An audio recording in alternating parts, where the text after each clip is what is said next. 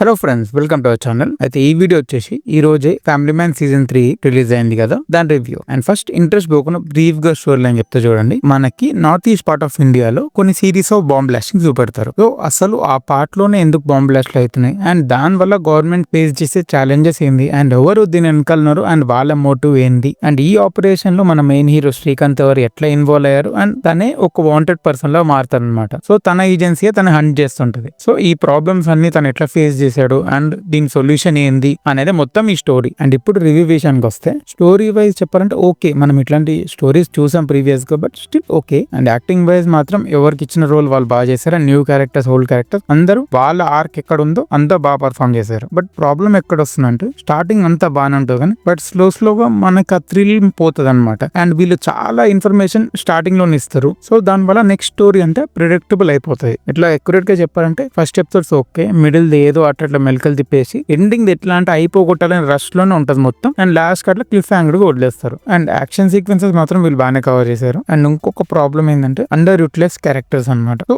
Overall గా చెప్పాలంటే compare to previous seasons ఈ సీజన్ కొంచెం లో, అలాంటి టోటలీ బోరింగ్ అని కాదు. బట్ మ్యాటర్ ఏంటంటే ఏదైతే మనం దీంట్లోంచి థ్రిల్ ఎక్స్పెక్ట్ చేస్తామో ఆ ప్రెడిక్టబుల్ స్టోరీ వల్ల మనకి కొంచెం తక్కువ అనిపిస్తుంది. బట్ అట్లా బోర్ కొడుతుందంటే ఒక వాచ్ ఇచ్చేయచ్చు. సో ఇది family man season 3 review. And అలానే మా ఛానల్లో ట్రైలర్ బ్రేక్ డౌన్స్ అండ్ వేరే వీడియోస్ కూడా ఉన్నాయి, అవి కూడా చెక్అవుట్ చేయండి. Thank you.